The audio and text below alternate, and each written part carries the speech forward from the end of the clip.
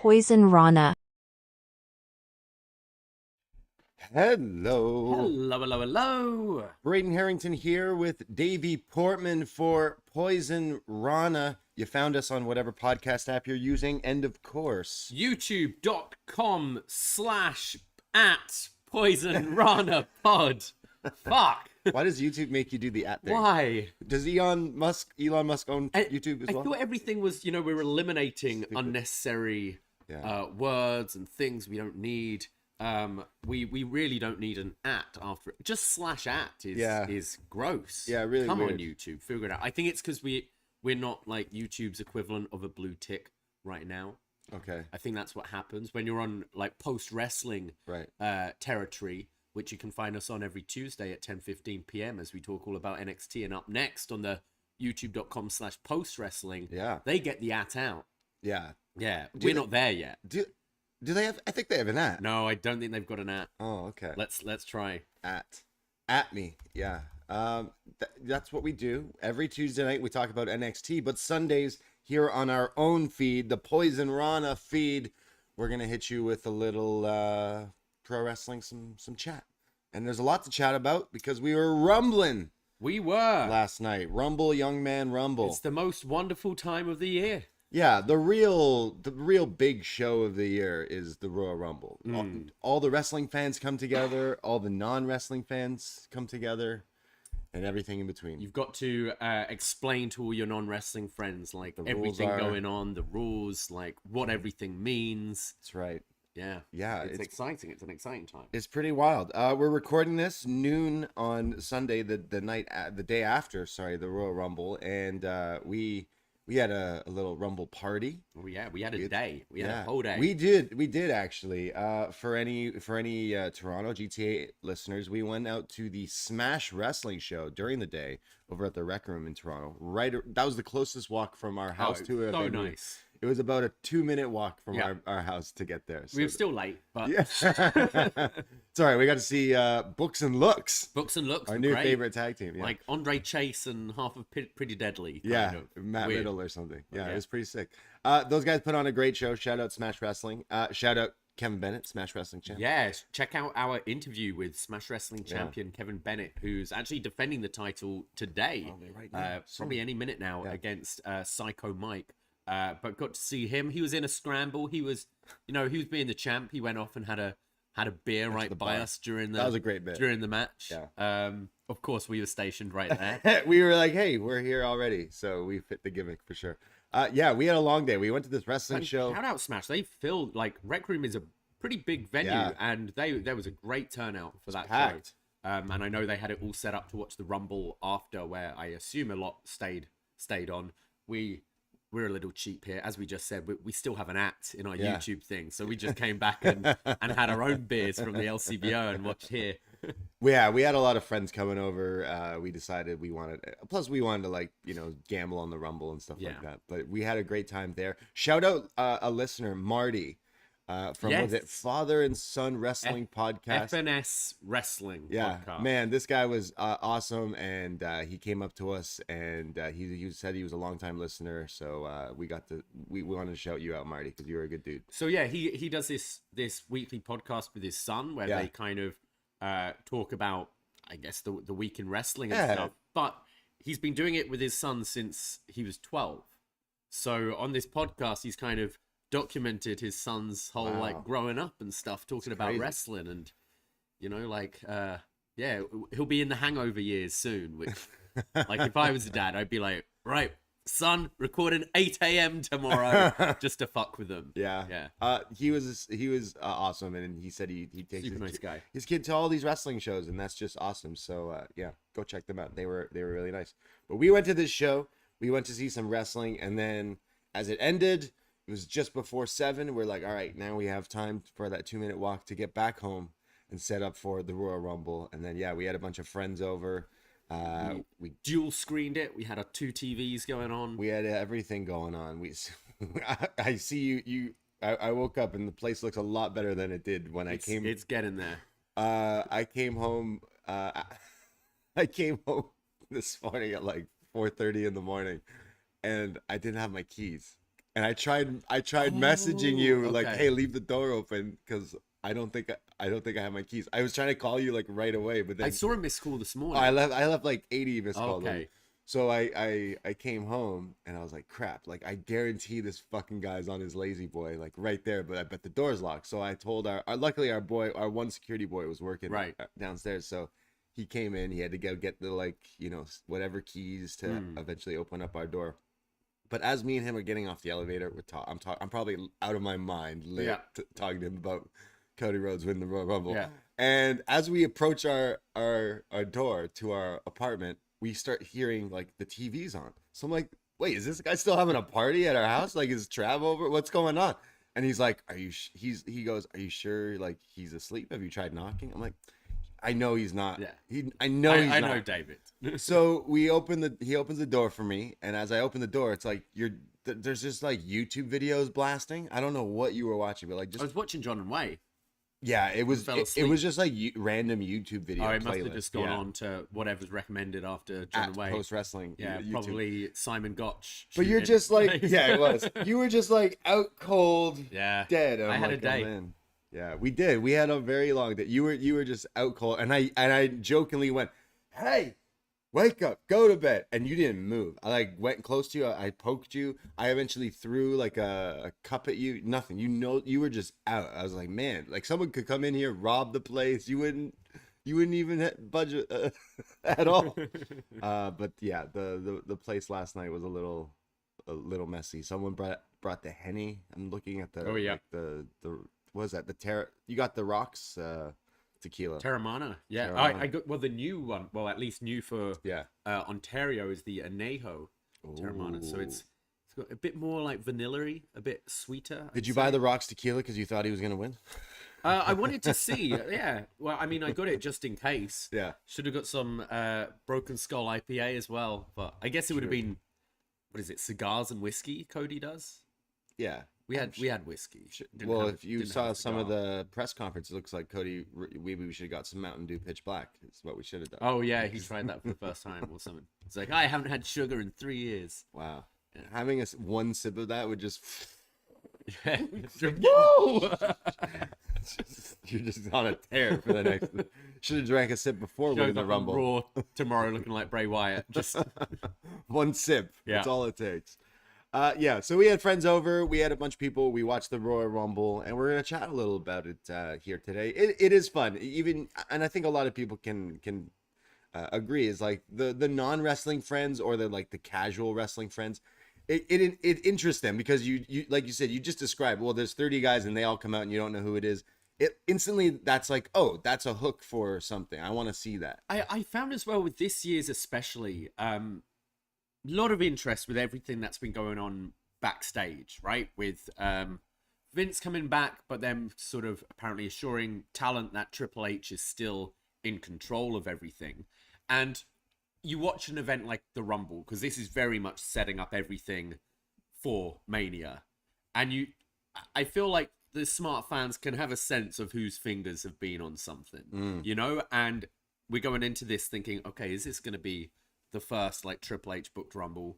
Is it going to feel like a Vince booked Rumble? You've also got one of the hottest stories going for a long, long time with Sammy and the Bloodline.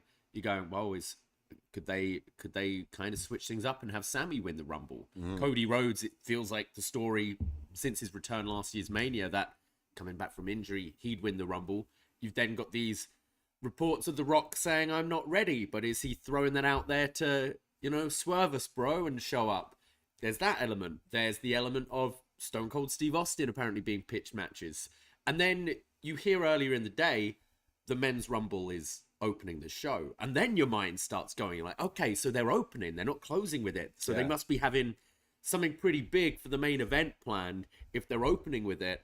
But I love it. I love all the kind of theorizing going into it, which I don't think you get so much with your other pay-per-views where you're going, who's going to win? This guy or that guy? This guy or that guy?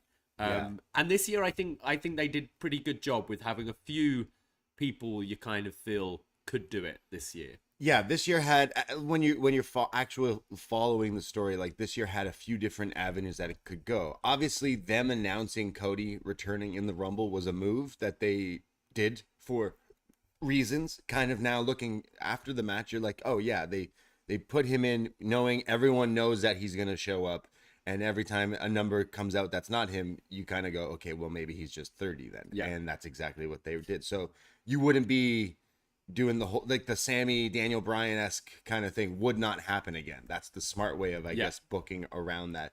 I do still feel like if you had Sammy in early and he was tossed out and then Cody shows up and you didn't announce him, I still think that reaction, I feel like his reaction wasn't as loud as possibly just getting the shock of him returning. Just call me a little old school. I like the return. I do like return Rumble, pop. you know? I do like the surprise. I feel with Cody it was so obvious he was coming back anyway. Sure. So maybe their thinking is, why not have a little buzz going into it? Why not sell the fuck out of all these American Nightmare t-shirts prior to the Rumble to like, I don't know. I think they were quite smart with opening with it. Not just not having Sammy in the match, but not having the Usos, not having Solo Sikoa, not having any of the bloodline. Like, it made sense storyline-wise, and you didn't get that backlash of Sammy not being in it at all. Right.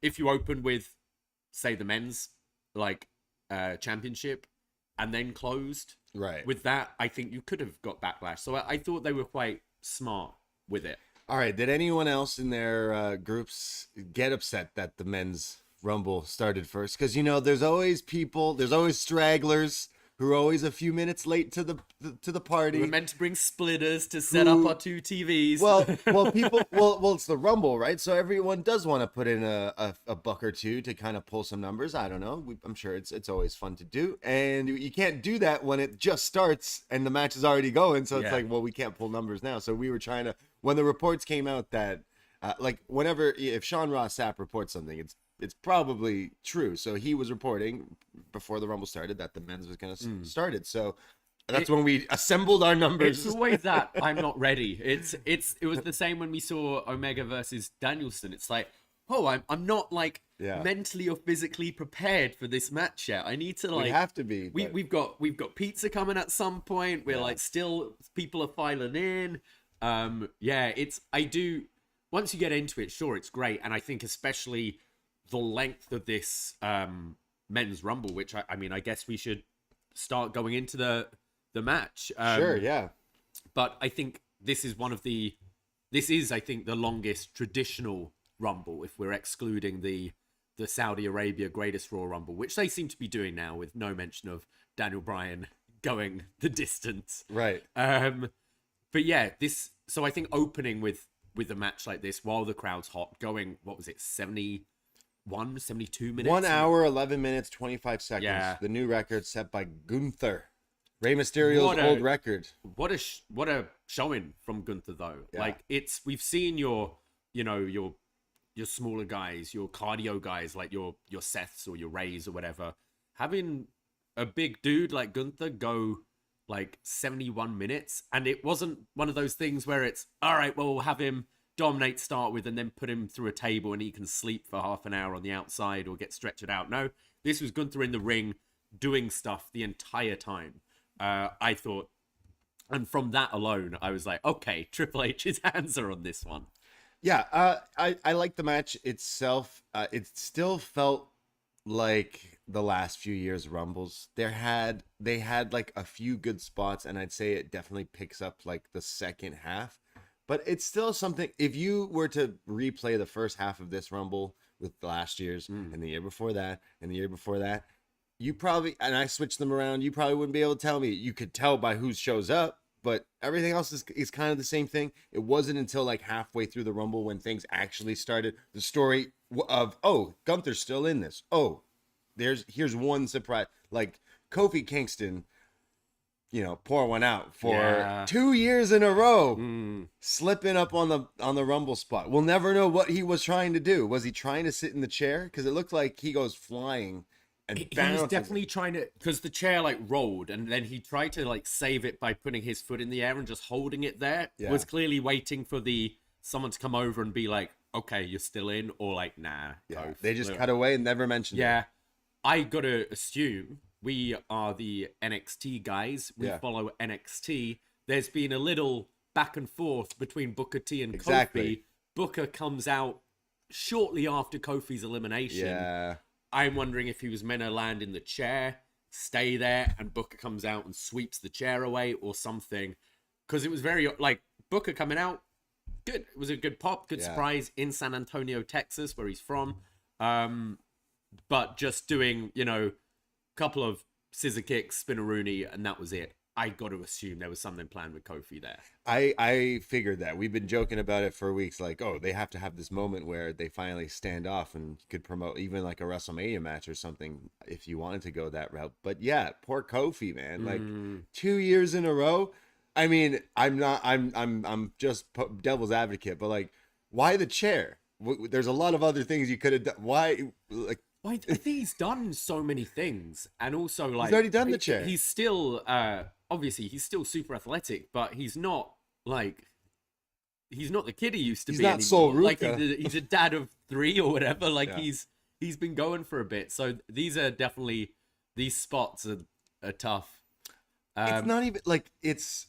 You know what? There was a moment when it was him and Xavier where you thought they were gonna fight, and then they slap each other's butts. Yeah, that was fun. Funny, but like everyone was assuming Big E comes out, but like, hey guys, we're not there He's yet. not ready yet. Exactly. What I thought, I agree. Like it kind of felt maybe like the others where there's still a bit of a lack of surprises, and I think that's something that people really enjoy in the Rumble.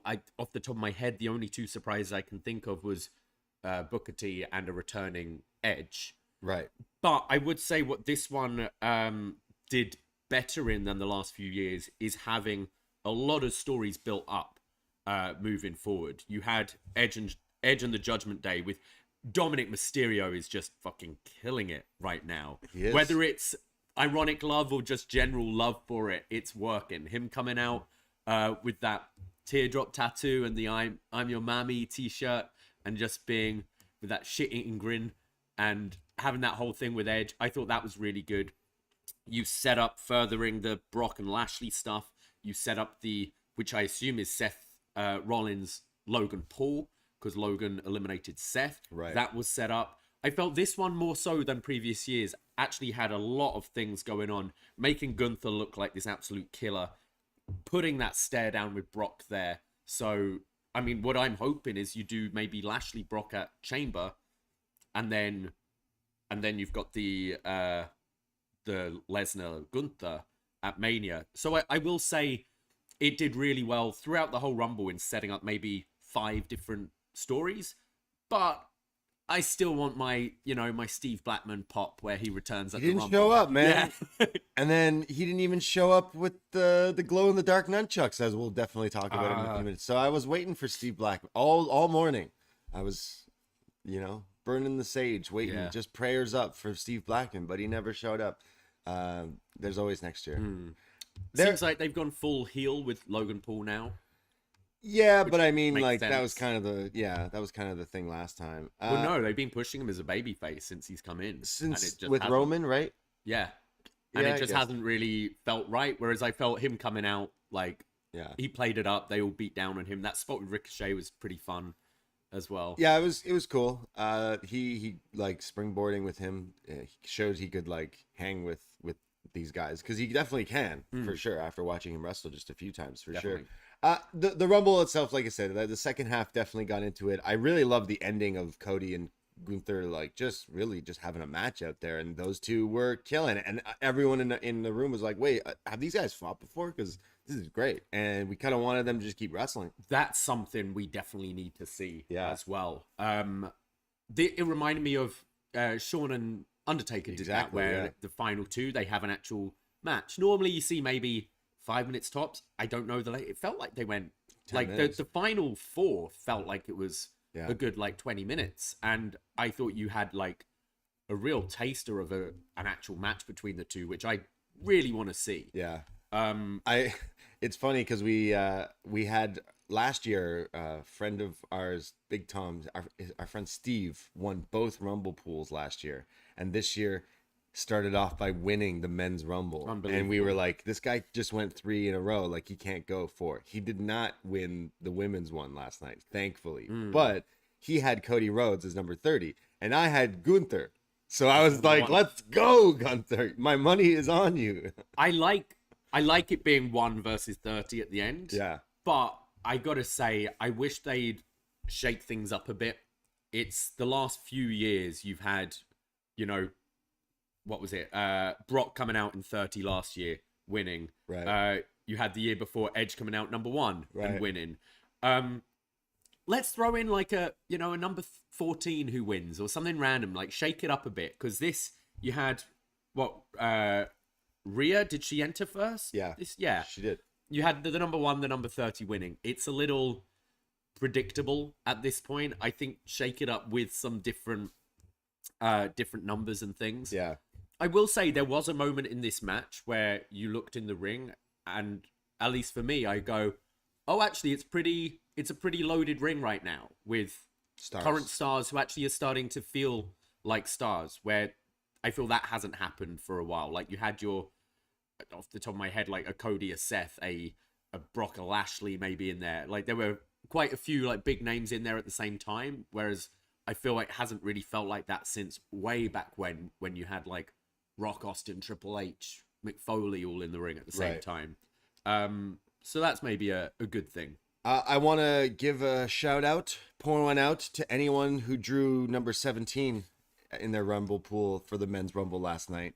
Because you were all probably, like our friend Trav, yelling at the TV about how Rey Mysterio didn't even come. Avoid if they don't play. Like if they don't start the game, you go, your bet's void, you don't lose your money, it's just your money back.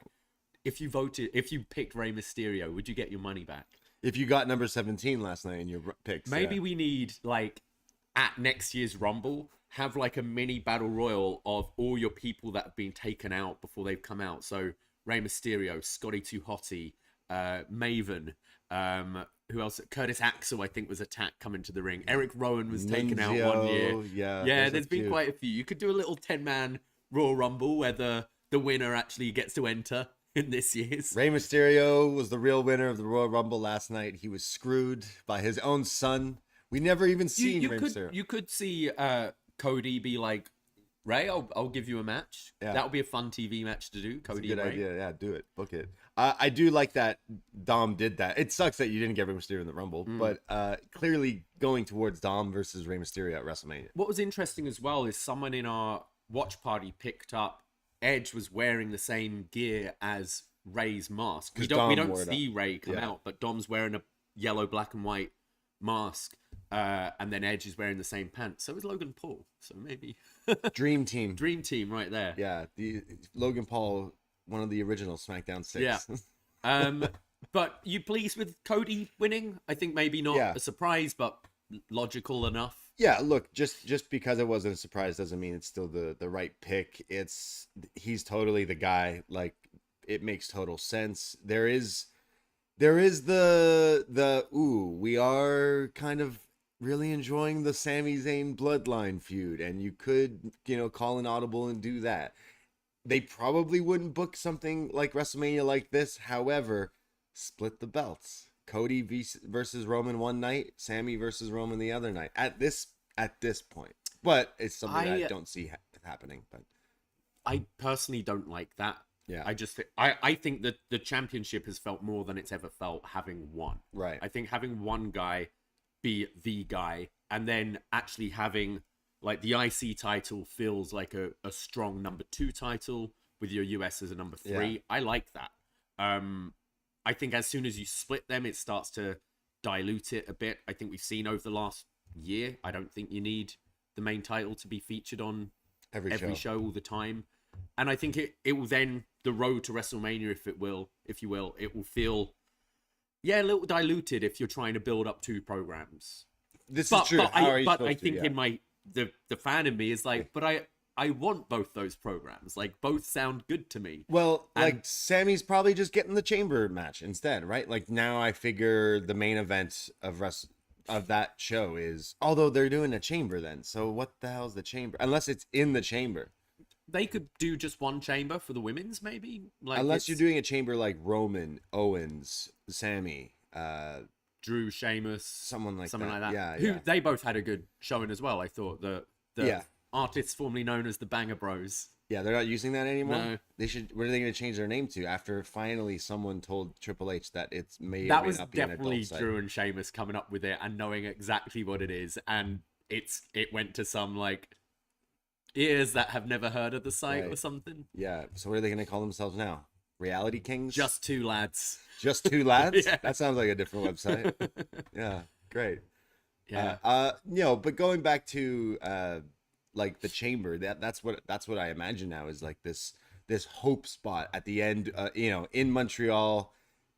Generico so close to becoming champion but doesn't quite get it. And Cody versus Roman is the big WrestleMania money match. So yeah, it's unfortunate because it does feel like that Daniel Bryan thing a few years ago where it's like, well, wait a second, we have so many months towards this big show, but the way this storyline goes, you just instantly want to see these two one-on-one, but there's just so much other pieces. I think you could main event chamber with the singles match between Sammy and Roman, and you could do like a IC title chamber. We've seen that before. Yeah, like it feels big enough right now where you have Gunther lasted 70 minutes. Let's see if he can last 5 other men in the chamber, that kind of thing. Yeah, so you're saying just Sammy versus Roman. I think that's the bigger match, especially in Montreal. Yeah. And then you do the tag at Mania with the Usos. Yeah. Would be interesting. You can't get the Usos in Canada though. I think it's Jimmy. You can't. Yeah. So that's the WrestleMania. I mean, we'll get when we talk about the main event. We'll talk about what is the future for the Usos. But you know what? Cody winning is great. I do think Cody versus Roman is still the match that we all still want to see. Obviously, we're enjoying the storyline with the Bloodline and would love to just go to that match. I think we'll just be seeing that a bit sooner than Mania. And Cody versus Roman, like the big WrestleMania Ultimate Showdown, does still like have my attention. Still has my money. So yeah, I'm really happy with Cody winning. Him coming back, it's like it's just crazy. Like a year ago, he's in AEW, and now he's back here and cutting cryptic promos against everyone. Yeah, and here he is just winning the Rumble, man. So it's great. Well, we had a first last night. Yeah, we had the first ever Mountain Dew Pitch Black match. It's all about the Mountain Dews, baby. And it was basically a match in the BDE, just neon lights. It's like a trippy. Rave. It's great. It was like we were all on psychedelics or something. Yeah. So yeah, Bray Wyatt spends 6 months on this return angle to promote Mountain Dew. Yeah. It was. I thought. So for those who haven't seen it, it was Mountain Dew splattered on the middle of the ring, lights off, but all these neon lights, the ropes like neon green. Bray looked pretty cool. I thought his face paint and stuff, which all glowed in the dark, and they did a trick with the lights or something later in the match, so it changed color as well. But this was just a match. This was in a party putt. Yeah, place. this was a mini putt ball, match. This is exactly what it was. Think when you go mini putting. The first thing I thought of was Batman Forever Street Skull Gang match, because that's these glow in the dark villains from Batman and Batman and Robin. That's what this was. Really ridiculous. They're using kendo sticks that are glowed up, and there's like splatter everything. Again, looks like a great frosh party, but this to me actually reminded me of that Randy WrestleMania match where they built something up and they had a name, and then they had no idea what they were doing. Yeah. They're like, let's do neon lights. Like, we saw a lights out match on NXT with Wendy Chu and Tiffany Stratton, which was actually surprisingly quite entertaining. And it was like more of a street fight, but with the dark lighting and that kind of thing. This just, I thought visually like was nice to look at for a little bit. It looked kind of cool. I don't think the audience could see shit. It seemed that way, that a lot of people couldn't really and they see. just pretty much worked a match. It was odd. I was expecting a few more like gimmicks, theatrical things or whatever, but we're still just doing the same thing with Bray, really. Yeah, and you know what? I thought that this was gonna be just a match where they were hitting each other with weapons and stuff. And I still was under the impression that this was all just actually gonna help get LA Knight even more over. I don't think this match did that. I still think he's on the right path, but especially seeing him in the ring with the Undertaker. I think the last week, yeah, he's proved. I think it's finally people are seeing on the main roster, this guy can really talk. Yeah, and I would say this has done a better job for LA Knight than it has Bray Wyatt. Absolutely. Which when you see Bray Wyatt's come back, you're pairing him with LA Knight. Yeah, just seems odd. But I guess if you've waited so long to actually have the match, why not put him against a good talker? I like LA Knight, and I actually want to see him do more stuff than a Bray with his flying howdy. Oh yeah. So then what? We had Uncle Howdy. He drank too many. Comes up from the scaffolding. Yeah, one too many Mountain Dews will get you doing that, right? Jumping off shit. In his hat. It's fucking hat. The fucking Babadook. Is that the Babadook or is that Kevin Grimes? Yeah, they're one and the same, are they? Yeah, he's a leprechaun. He's a funny little leprechaun. Yeah, we made the joke like months ago when they were. This match felt like it was advertised for months, and this was the thing. But we were joking like, well, if they got to do a pitch black, it's crazy that this was the first Mountain Dew flavor to get its own match when clearly Baja Blast was the deserving factor and needs this beach kind of fight. But it reminded me that the last time I was at a store looking at Mountain Dews, I was looking for pitch black. We don't have them here in Canada actually, so we cannot understand the taste and the feeling of what it feels like to drink a pitch black Mountain Dew. I also just feel like the wrong gimmick to put this on. Yeah. What's weird is you never see WWE advertise on their map. You know, pretty much every other promotion has had, AEW has DraftKings splattered on it. WCW had lots of stuff on it. New Japan has so many logos. Lawson. WWE never do that. Yeah. And they did for this. And it's just baby. Bray Wyatt, the character of Spooky Bray Wyatt, isn't the one I associate with marketing energy pop drinks, Yeah. If this was just like a 5-minute 24/7 title scramble match where all your jobbers are in neon and it looks cool and it's 5 minutes and whatever, you've done your advertising, you've picked up that big check, I'd be like, oh, okay. But this is, you're trying to sell me this big character, Bray Wyatt's come back, and it's, as you said, to advertise Mountain Dew. Commercial. Yeah. Hashtag ad. That's how you knew. That's what they needed to put. When they always put their hashtag, like last night, hashtag Royal Rumble, they needed to probably legally next time put hashtag ad over the next match. Maybe they should learn, clearly they're getting bank for these things. I'm thinking back to, I enjoyed this more than the Miz versus Zombies or whatever 100%. That was a few years ago. But yes, maybe we'll get more beverages getting into the wrestling match type category, like the Diet Coke match, Dr. Pepper match. I don't know. White Claw on a pole match. That's every night here in the BD. But yeah, there's so many different avenues you can. No real reveal. I was expecting maybe a reveal of Uncle Howdy, but maybe Bo is just moving forward and this is it. There's not going to be a taking off of the mask or anything, perhaps. Yeah, I'm not sure. We'll see. I still assume it's Bo. That's the big reveal, I mean, the things have been like Bo Dallas is backstage tonight and then Uncle Howdy shows up. I just don't care. No. I don't care at all. You wasted all of our time. I'm sure there are people into this though.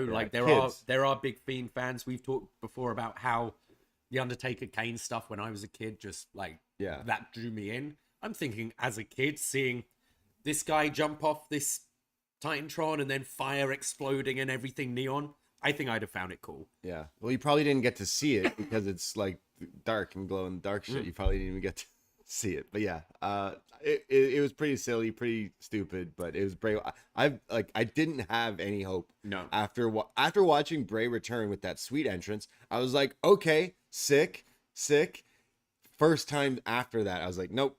Yeah. Don't care, and definitely gone. LA Knight, though, someone we've watched for a long time. I mean, even I think back to even his Impact days, always such a good talker and was able to talk his way into He's someone I think you could have carry a secondary title, US title. Yeah. I mean, the IC title feels pretty big right now with Gunther, but certainly that US division, I think he talks you into matches, which I actually listened to him on Corey Graves' podcast quite recently, and he was basically saying that he was like, when I was a kid, I wasn't attracted to the wrestling, I was attracted to the talking, right, and The Rock and those kind. And we've said before how just the way he moves is very Rock-esque, right. And he's like, and you got a load of good wrestlers these days. I want to be a good talker. He's like, I can wrestle, but he's a good that's wrestler. not what, like, if I can talk, that's something I'm never going to lose. Yeah. And I think he does back that up. The next match, I got to say, I don't have a whole lot to say about. Yeah. It unfortunately came on when it was pizza time, and it was more hocus pocus. And I think there was no hope that Alexa was winning this thing. Bianca versus Alexa Bliss went about 7 minutes. Bianca wins clean with the KOD, and there's some more Uncle Howdy stuff after. Yeah, just so stupid, especially to like double, back to back it there, like the double dose of Mountain Dew, basically. Just don't care. When they kind of announced Alexa Bliss, they like any of the stuff I saw that they were doing to promote this match just seemed so like I personally just didn't care. I'm definitely not into any of the hocus pocus Alexa Bliss.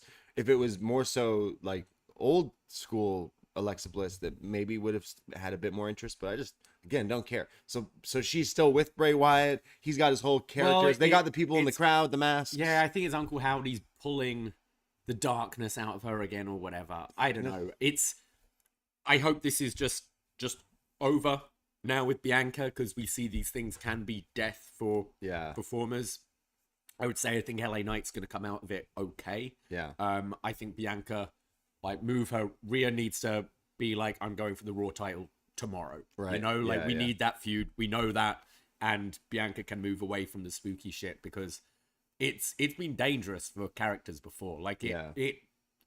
It held Seth back for 2 years, I'd say, that story.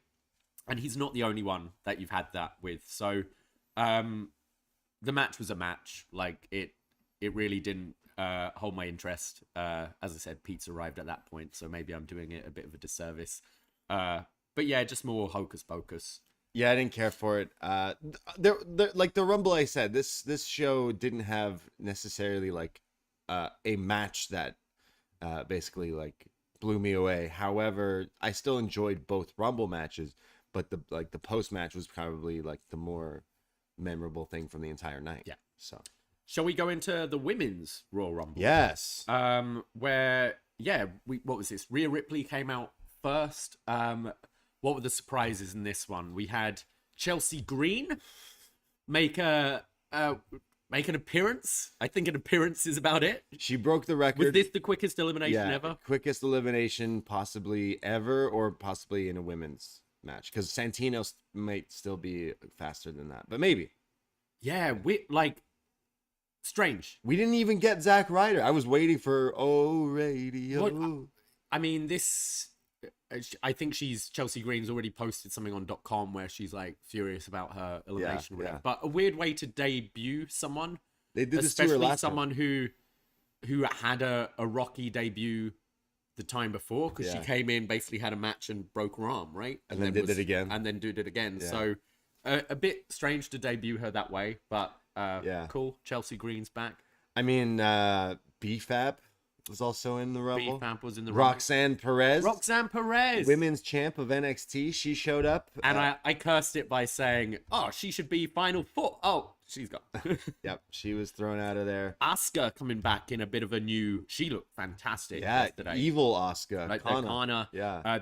Her whole like tiger mask when she came out, and then the full face paint. Yeah. I thought she looked awesome. She did. That was so sick. We had one of our non-wrestling friends here, and she was like, oh, she looks so cool. Who is that? And I think she's someone who improves the division automatically, her inclusion. Like she's one of the best there. She has everything. Put her up against anyone. Like her and Charlotte again at Mania, I wouldn't mind. Like, sure. Get her win back. Yeah, I feel the women's matches at Mania, apart from Bianca, Rhea, a little harder to see direction right now. Yeah, Rhea, Bianca for sure, but Asuka versus anyone. I loved Io Shirai in this Royal Rumble as well. She had a pretty cool showing. Xia Li, Xia Li. We love some Xia. With the braids. They cut to Michelle McCool earlier in the night. Oh yes, I forgot about this spot. Sorry, they cut to Ms. Mark Calloway, and then in the Women's Rumble, she rips her gear off, and Michelle McCool. Like, me? It's me? Oh, I guess so. Good job I didn't dress up nice tonight, and I'm in my sweats. Jumping the wall here, just going in there. She didn't do too well. He still got the most eliminations though in a women's, right? I think. Oh, or did really? Rhea take that this Possibly, time? yeah. But yeah, that was pretty cool. Yeah, Rhea had 7. Yeah. Yeah, you know what? Like the women's had. They gave Liv the so it was Liv was second and Rhea was first. Was she? Yeah. And they had. Sorry, was Rhea? Did Rhea open the Rumble? Yes, we've said that 10 times. No. I'm trying to remember. Yeah. Someone else showed up, and I was extremely excited and lost my mind. Was just screaming in joy that Nia Jax has returned to the WWE in the 30th spot in the Women's Royal Rumble. I did notice her elimination was being dumped ass first on the apron. My hole. Yeah, I think everyone threw her out. Was the spot there? Yeah. 1, 2, 3, 4, 5, 6, 7, 8, 9, 10, 11 eliminated her. Yeah, so she was just thrown out of there. She wasn't in there too long, thankfully. Do you see that as just a surprise appearance or a signing? I mean, bringing her back would mean she's also going to be on the roster, I assume, right? Like it's not, I don't know, something about I don't know. Free agent here, but I thought that was pretty funny and pretty lame.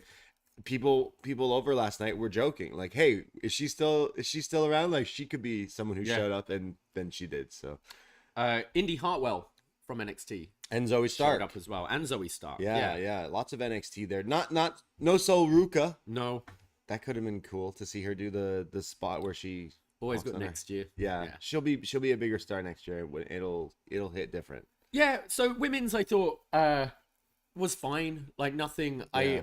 I thought it was a perfectly fine match, but nothing really memorable to take away. Yeah, nothing too hot from it, but I think still the right person won there. Yeah, as well. Like Rhea Ripley is someone who's just becoming this huge star, and I think since coming to WWE main roster, and we watched her a bunch since she showed up with the blonde hair at the Mae Young Classic, but watching her through NXT and definitely find herself was great. But now I think she's connecting on different, almost everything is definitely hitting, and the Judgment Day I'd say is probably working best for her, because now everyone's everyone this week was like, oh, she should show up in the men's rumble and this, and she should be fighting guys like China and this and that. It's because people do see the comparison, and she just looks like this absolute unit. So yeah, she should win this, and yeah, she should beat Bianca at WrestleMania. We see this all the time, but I think when we saw her in the Mae Young Classic, and she in the second Mae Young Classic when she was the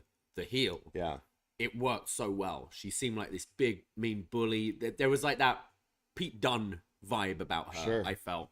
Then when she moved to NXT US, they had her as a babyface the whole run right up to her move to the main roster, and we were always saying we like Rhea, but something's really not clicking with us. And then they had the empty arena match with Charlotte at that Mania, which was probably one of the best matches of that weekend, but still you then had her in depressed babyface mode, which never really works for me when your babyface is moaning about losing a championship or whatever. As soon as they put her in Judgment Day, it just worked.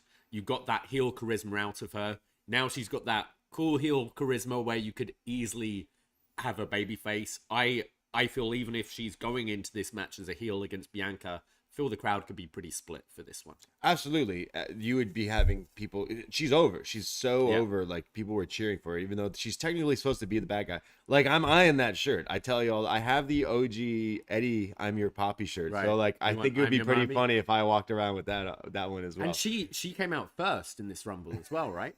Really? Yeah. Wow, that's shocking. Crazy. Good for her. You know what? I think they've struck gold with Rhea Ripley, and this year will the rest of the next few months will definitely show that. I think that is a match that they have my attention for. If going forward, that is a match.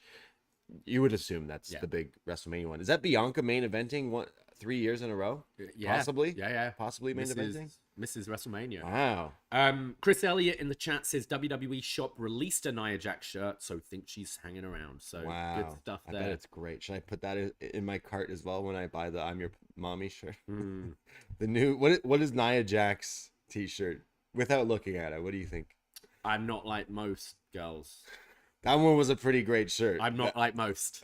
Do you remember they released one for men? I'm not like most. I'm not like most girls. And people were like, wait a second.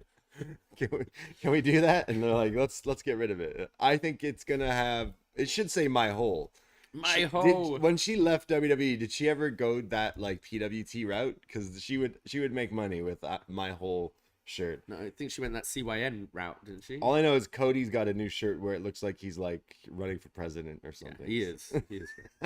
Oh, he's got the Nightmare Factory tracksuit and everything now. Wow, they have a Bray Wyatt glow in the dark moth shirt that looks cool. There's a new Booker T shirt that they released. WWE shop is wild. Whoa, Davie, the Hardy official Royal Rumble shirt, and it's sold out. Yeah, how can we do a podcast talking about the Rumble from last night without talking about Hardy? Yeah, not Matt, not Jeff. I never knew I needed another Hardy in my life until this Kid Rock cosplayer. We were all debating, is that Kid Rock? He did just allow Undertaker to use his music, so maybe it is Kid Rock. No, it's Hardy. It's his kid. Oh, is that okay? No, it's not actually his kid, but yeah. Great stuff. Yeah, got me hyped for the main, this song. Now, look, it's real easy to go music act, fucking stupid. Why is it in our wrestling? But it didn't sound like it was good. I've enjoyed some musical performances at WrestleManias in the past and things. I think it does give it that, Super Bowl feel. Hardy, not so much. I don't know. Hardy ain't quite Rihanna. Yeah. Yeah, it was really weird. So like Hardy, again, country music not usually my forte, my favorite, but I can still get down with it. You know what I mean? So it just felt like something wasn't connecting. Was it an issue? Was the sound not like put together? I don't know what it was, but I did not like this performance. And then to have like pyro going off, he's in the middle of the ring, they took the ropes down. It's just really weird. Good for him. But like, yeah, good for him. Play his music on Spotify. I'm sure. Go do his shirt sold out. So good for like it's how many did they print? 10. I've never heard of him before, but they said he was country music superstar. So Who are we to doubt them? Yeah, I'm sure like someone loved it. I didn't know Florida Georgia Line until WWE. And now look at him. Told me about him. The one guy from Florida Georgia Line has gone solo. Oh, so they need to bring Hardy? him. Is it? No, he didn't look like that guy from the. Well, we have a main event to talk about, and I guess we'll spend most of the time on the post match. But Roman Reigns versus Kevin Owens for the undisputed Universal WWE Championship to close the show.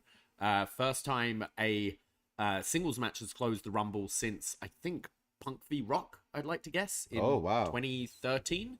So almost 10 years. I might be wrong there, but I don't think I am. Sammy bloodline stuff, which closed like the last 10-15 minutes of this show. Yeah, big and it was very compelling, I thought. Yeah. The you know what, the match itself was still pretty good, but I think there is fatigue of seeing this match quite a few times, and not just even pay-per-views, but like Raw shows, dark shows. They've probably wrestled each other the past few years like 100+ times. I think this is a feud that it made sense to come back to because of Sammy, and also they had a pretty good feud during the empty arena time. Yeah. So it was a chance to kind of give them that match in a stadium as well. I totally But get it. We've seen it in the, Kevin Owens Universal title run where Roman was a babyface. We've seen this pairing quite a few times. Yeah, so I am a little like kind of, you can't do anything really else that's going to, I think, elevate it, because you have done probably everything you two can possibly do. Now, of course, with the Sammy thing, it totally makes sense, because Sammy being out there with just Sammy, just Heyman, and Roman, the crowd were going bonkers for Sammy the whole time. Roman with his little like nuances of like kind of being upset that, you know, the crowd's more into Sammy and he's not even in the match. Yeah. And the little things too, like Sammy coming out during the entrance acting like he was so nervous for this big match where he's not even in the match. So I thought that was also really funny. He was just like, you know, trying to slap himself and be like, okay, I got to get into this, but it's like, you're not in the match. What was interesting is in Sammy's interview with Ariel Helwani last week, he said about how Heyman has been the one who's been the hardest to win over with him being in this bloodline group.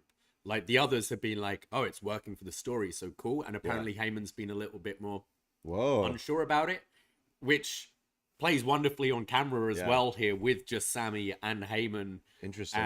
And what, Paul Heyman's not an El Generico fan? No, I think he is. He's just like doesn't know if it should be with this or what. I can't remember exactly what he said, but it was along the lines of Heyman's been the hardest to kind of win over here.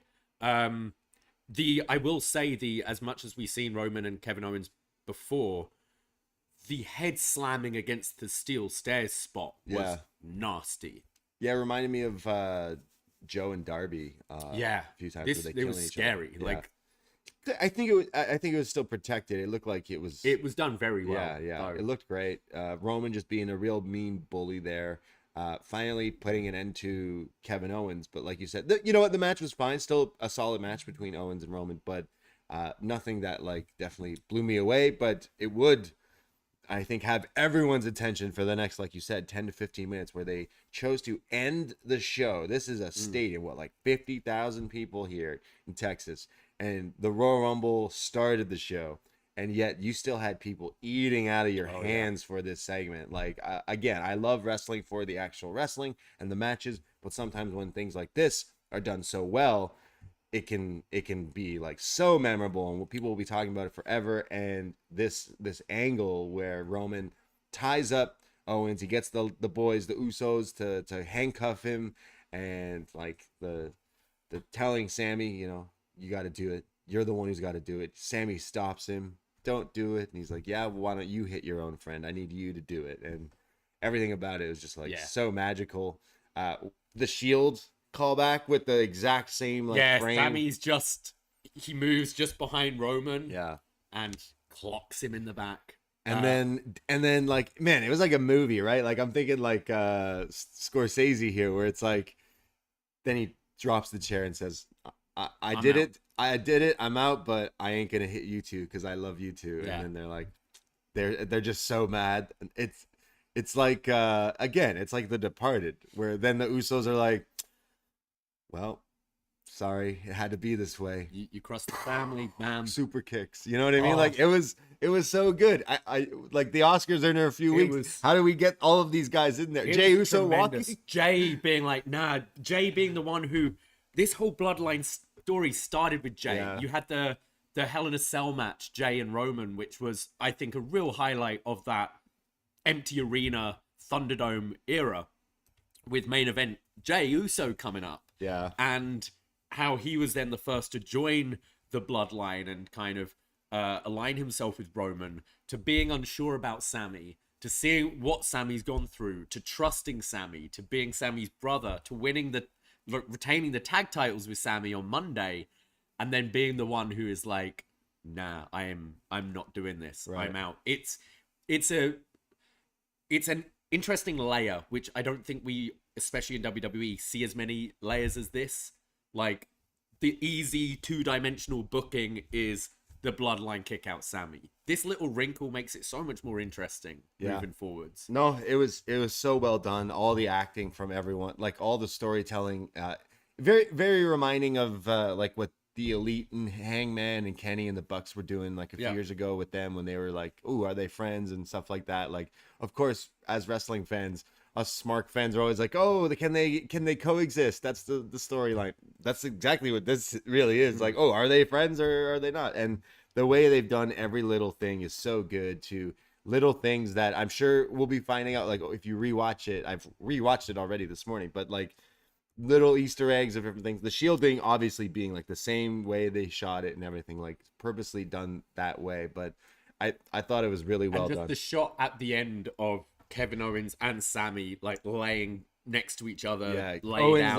like stuck to the ropes in the handcuffs, and Sammy being laid out with like the tribal. Oh, when Roman just ripped the shirt off his chest. Oh man. Heartbreak. Yeah, it was done perfectly. Yeah. I thought we know as wrestling fans, we know you're putting people together, you're going to split them for a match. Right. And with Montreal around the corner, we knew it was coming soon. Yeah. We thought it could have been Blood and Guts, War Games, like way back in November, but I thought they stuck the ending here with this. And absolutely, such a moment, definitely. Like the whole like months leading up to something like this, like, will be definite one of the best storylines that they've done in a long time. And it's all just because Sammy was such a goofball, hanging around with these guys, and it was just so funny. And like, think of it like it's like I'm talking about like it's an in memoriam here. Like, think of the Usi times, think of, you know, all the different things, the Waffle Houses, whatever it is that you want to talk about, and then to come down to this, like, it is like a long story arc of like a show where finally, like, what, I can't believe this happened in this, it's and really just good. Proves as well, like, right from day one when they started this story, we're going, well, it's got to build to The Rock, right? Like, he's the real head of the table, he's making millions in Hollywood and stuff, right. It's just got to show you don't need to rely on these part-timers or these old people. Like, you can, if you write compelling stories with people who are capable of acting and getting that story across, you can do it. Yeah. And we've seen it in the past. We've seen it with Daniel Bryan going up.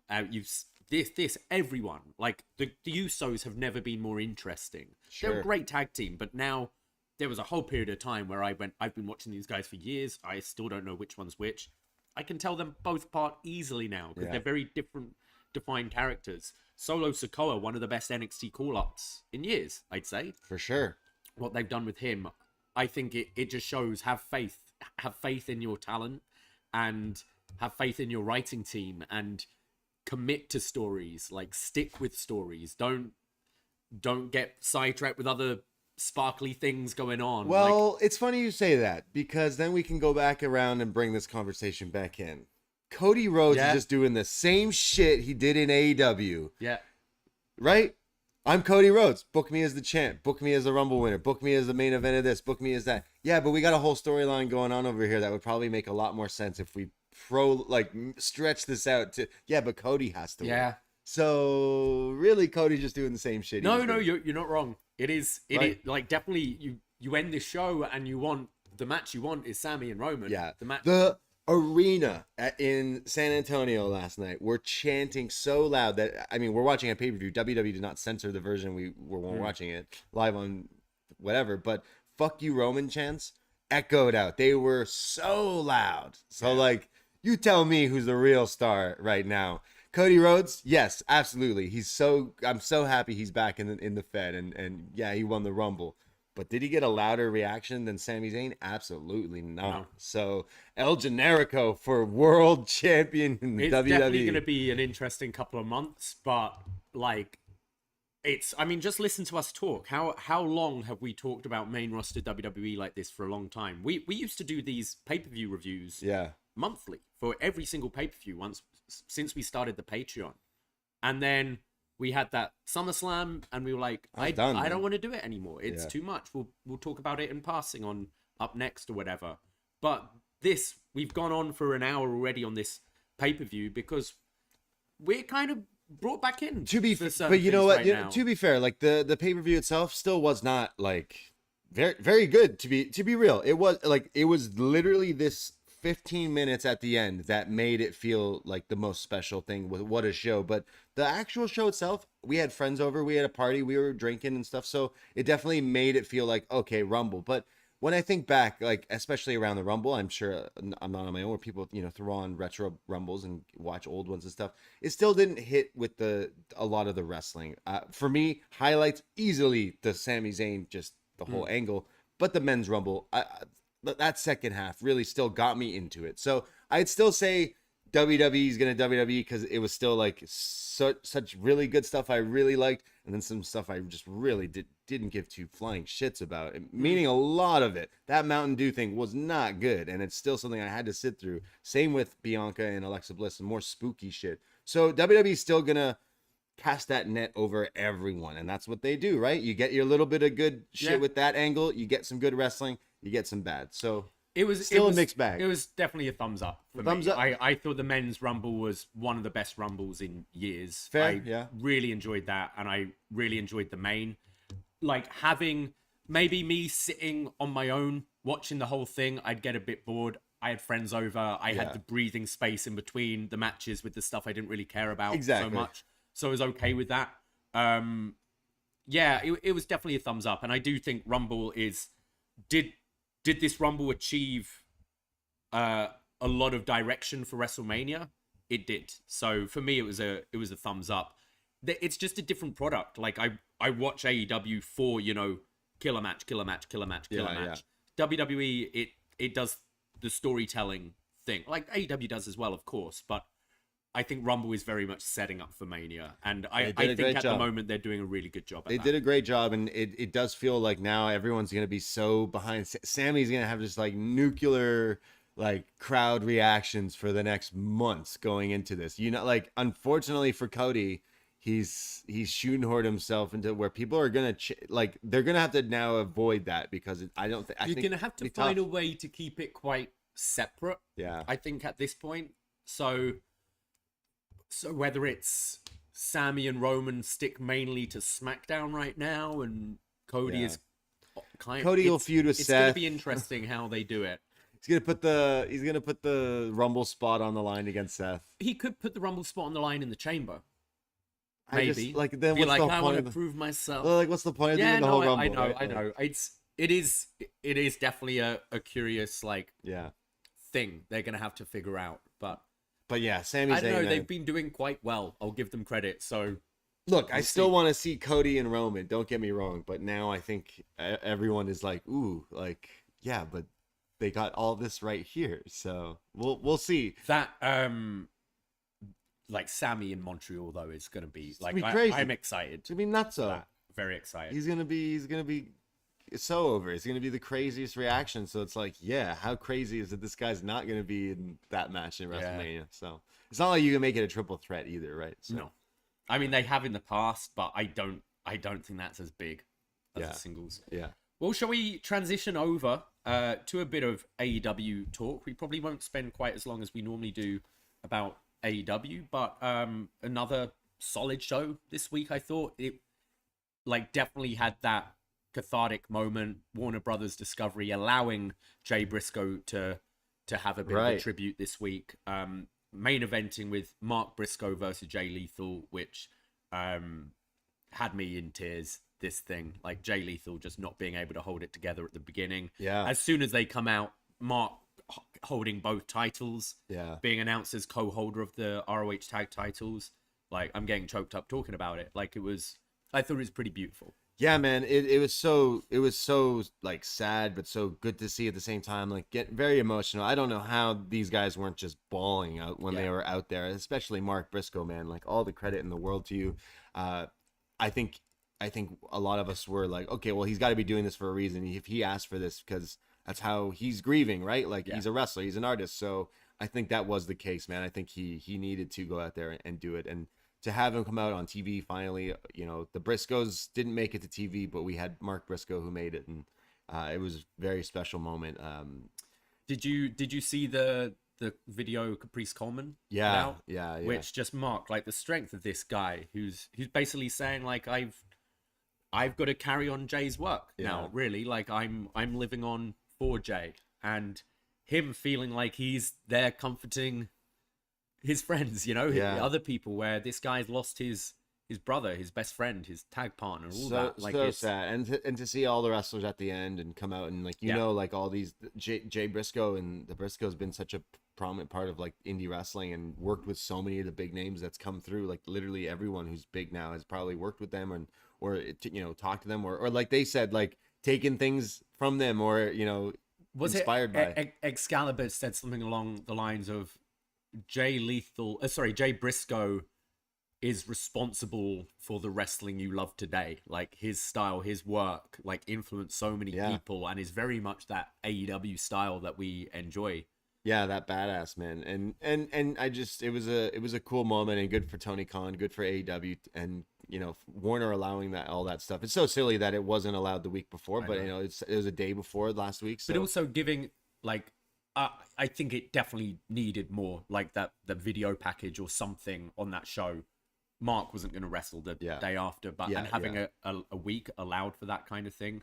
And I haven't had a chance to see the tribute yet. The tribute show. Oh yeah, I haven't had the time right now, but something I absolutely want to see. I think it's up on their YouTube. It's on their YouTube. Yeah, I'm gonna have to put that on this week because I did not get a chance to watch it. But yeah, I enjoyed all the little tributes that they did give Jay Briscoe on Wednesday. I enjoyed the main event of Mark Briscoe.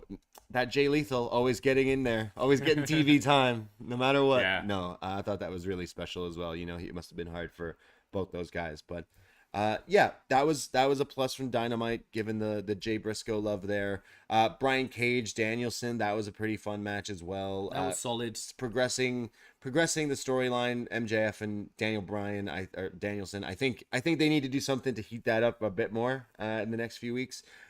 Got Timothy Thatcher. Yeah, week, we know. Pretty cool. We know Toothless Tim from NXT. We know all about him. So and what he's capable of. That's a great styles, not really styles clash, but those two together will be fantastic. I think the most British non-British guy to ever tie him up. I'm excited for that match, but it's still kind of not making MJF feel like this ultimate heel, because he's giving us good matches every week. That's like, oh, okay, thanks. You should just continue this feud forever, I guess. I gotta say, I'm not really feeling the Jericho Ricky Stark stuff right now. I think the Action Andretti stuff has actually brought Starks down, who I think had those great promos battles with MJF, and I thought a pretty solid main event with MJF defeating Jericho. I thought Ricky was at a good level.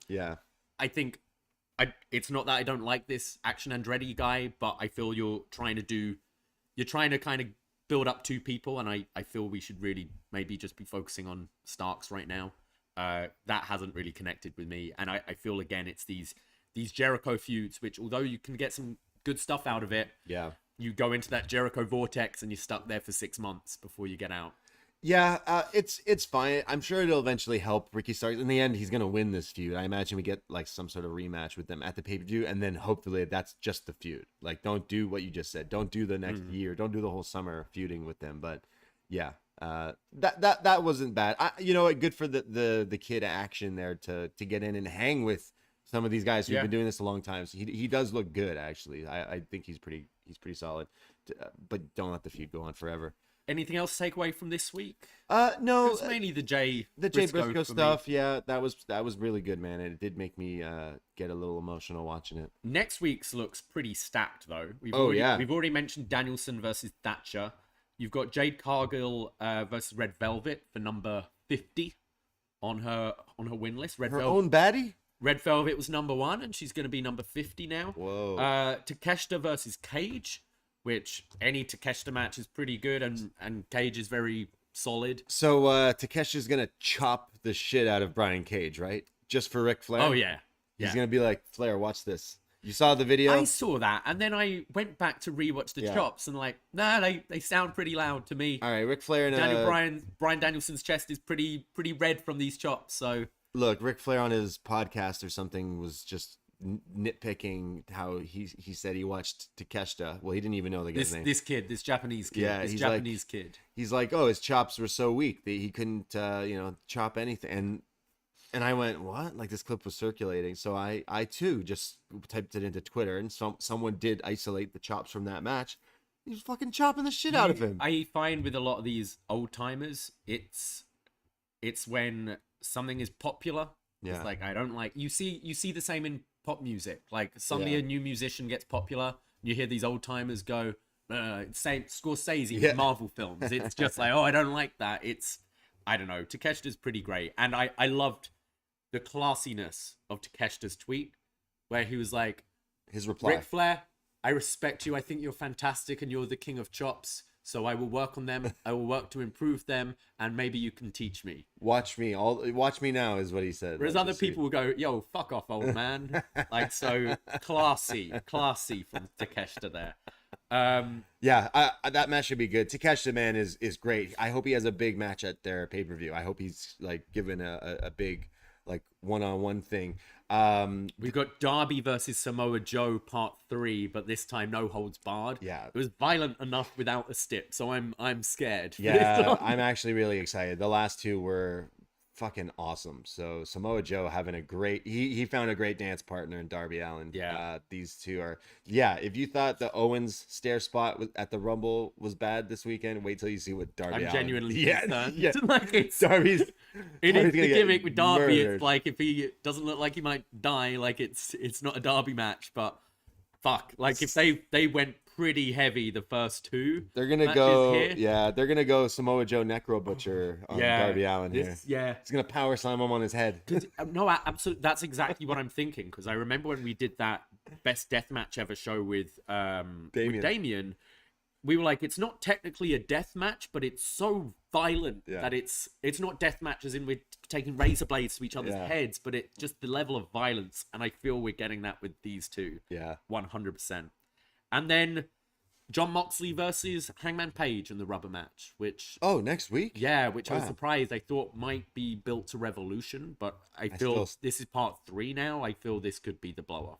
I still think that maybe something happens where they fight at the pay-per-view, and that's the final blow off there, and then maybe Hangman goes for a title opportunity against MJF.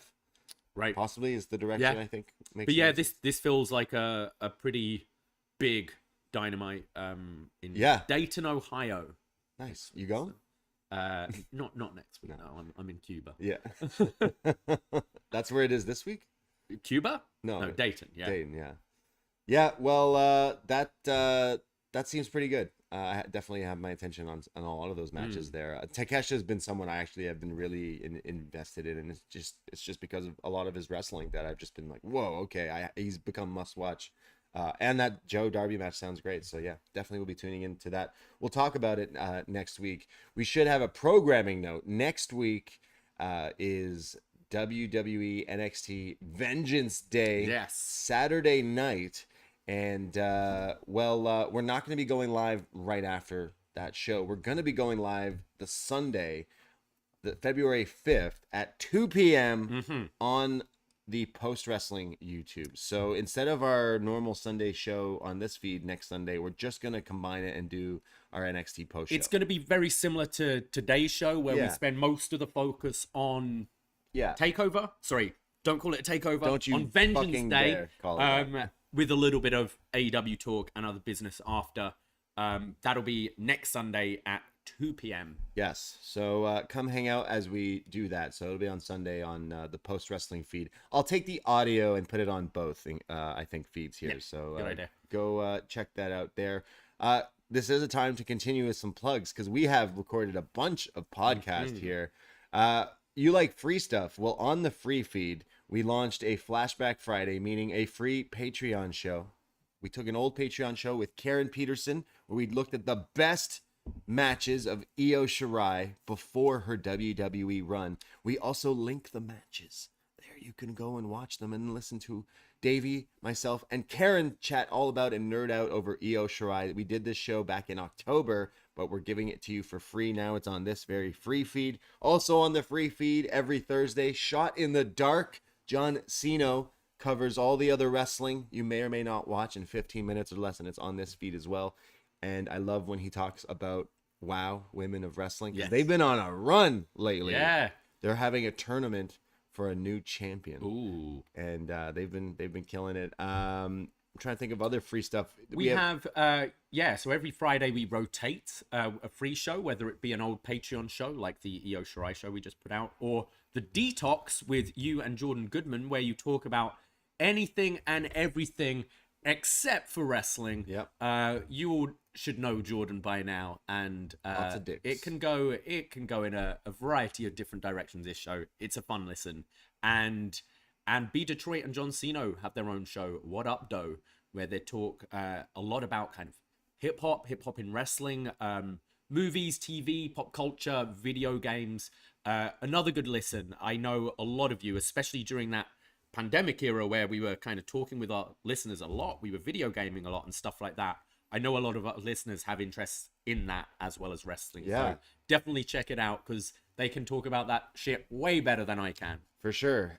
Check out all the free stuff that we got going on here. And if you like us even more, that's when you should go to patreon.com/Poisonrana. $5 for a month access to access everything coming out this month. And everything that we've released on the Patreon is available in that back catalog, meaning best match ever, Great Muta with WH Park, where we nerd out about the Muta scale. We have retro NXT reviews. We're going to have another wasNXT coming out. You want to talk about Sami Zayn? We've been talking about Sami and his hot babyface NXT run. Oh, yeah. On it's all Sami and wasNXT at the moment. Yeah, Sasha Banks, too. We just did an upYOURS with Dan Reed, who selected Battle Royale, kind of fitting in with both our Rumble and Japanuary theme. That was a great chat. First time I'd seen that film. We also did a review of WWF All Japan New Japan Pro Wrestling Summit from 1990, a huge crossover event at the Tokyo Dome. But we're coming up to a new month as well, where we're going to have lots of shows coming out next month, including Best Match Ever, Stephanie McMahon. Yes, we're going to be looking at the best matches of Stephanie McMahon. She's no longer with WWE. When Shane left WWE, we did a best match ever Shane. That's on the Patreon somewhere from last year. We thought it's only fair to look at and celebrate Stephanie McMahon. And we couldn't do this alone. So we've drafted Matty Edwards from Grapple Spotlight, who's a big WWE stan. Big Steph stan. Big Steph stan. So we've enlisted his help to talk all about the career of Stephanie McMahon. We're probably going to talk a lot about weddings. That's okay. A lot of wedding talk. That's right. We already did a best wedding ever show somewhere down the line. Yeah. In fact, there, but yeah. Moments of love, didn't we? Yeah.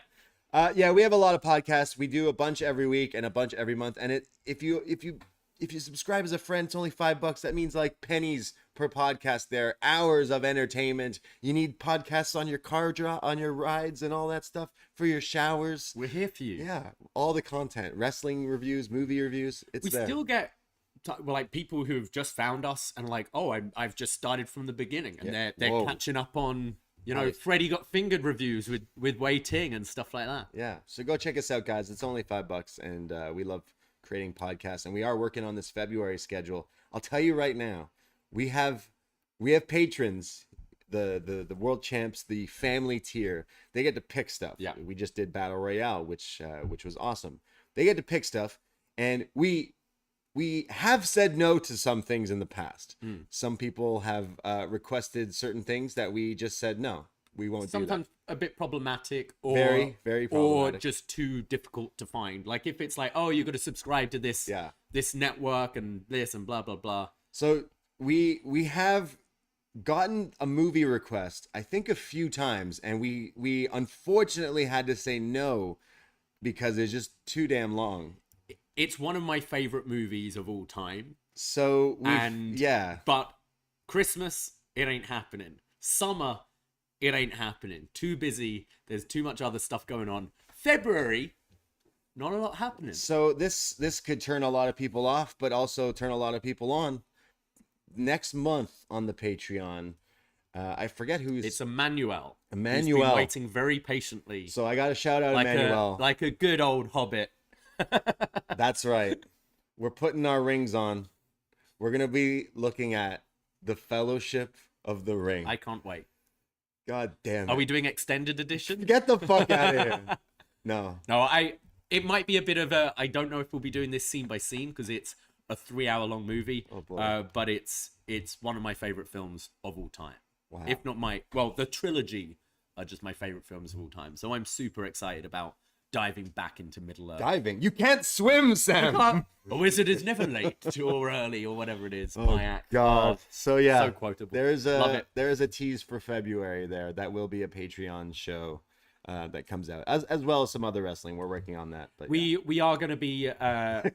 Chris Elliott in the chat says he thought for a second when we mentioned Emmanuel, he thought we were going to be reviewing Emmanuel. That's something we've teased for a while as well. If you know, you know, and if you don't know, you might be too young. Yeah, if you remember those Friday nights on Channel 5 back in the day, UK listeners, you know what we're talking Canadian about. listeners showcase. Skinamax. Yeah. Emmanuel. That would be a great... Emmanuel versus Dracula was my favorite. But yeah, we'll be putting together the full February schedule very soon, out later this week, talking about, Steph, Lord of the Rings, and I think for free sometime, probably in Feb, we'll be putting out a Jay Briscoe show as well. Yeah, so lots of content. Go check us out on all the socials at Poisonrana Pod, Twitter, Instagram. Hey, go follow our Instagram. We're trying to be super active on it since we recreated our Instagram. So go give us a follow. I'll tell you right now, if you do, you'll see some of the ridiculous stories that we post at odd hours. I feel we've had a few weird ones this week. Yeah, exactly. So if you are a fan of us and you don't follow, you are missing out, because some people reply to them being like, "You guys are ridiculous." So if you're missing out, you're missing out. But go follow the Instagram for the great story posts that we do. And you can find links to all our socials, all our YouTubes, our Patreon, everything at Poisonrana.ca. Yes. Thank you, everyone. We appreciate you hanging out with us wherever you may be. Shout out everyone in the YouTube chat. We love and appreciate you too. We hope that you had a nice Rumble, whether you were watching it by yourself with friends, whether you're here listening to us talk about it. Hope you had a good Rumble. Yeah, I do want to, just because Heavy T has asked a couple of times in the chat, so we'll just address him before we say goodbye. Sure. Asking, do you guys think Tony Khan is going to retire the classic ROH tags to the Briscoes and release new ones for a tournament? I could totally see something like that happening. Yeah, new titles. Think some sort of tournament, final battle. Supercard of Honor. Right. Maybe have your new champions. I could see maybe going with the Top Flight, like two brothers as well. Like, right. Felt like they were setting up them versus the Briscoes anyway. Maybe it might be a nice next generation thing. Yeah, true. But yeah, I expect a lot of Jay Briscoe tributes and stuff, and certainly maybe Mark keeping those titles. Yeah, it's pretty sad, man. I would like to see more Mark Briscoe though. Yeah, still wrestling. I hope he's on that Supercard of Honor show. Yeah, for absolutely. Sure. We'll definitely be checking that out. We will be seeing some wrestling too. We are at Smash Wrestling in Toronto. If you are in Toronto area, February 16th, I believe it's a Thursday. Demand Lucha. We're gonna be going to. So anyone in the area, go check that out. Our boy Gringo fucking taking loco, on Joey man. Janela. Yeah, hell yeah, dude. It's gonna be hardcore. Yeah. We've been having fun. We have been having fun podcasting and chatting with you people. I think that's it. Das ist alles. Yeah. That's it. That's all. We rumbled. Young man rumble. I myself, Braden Herrington, Twitter, Instagram. You can find me at the Bray D. And you can find me at Davie Portman. That's it. That's all. Take care. Goodbye. Be safe. And what did Roman say to Sammy? You can go back to doing jackass shit. Oh, ahoy! Poisonrana.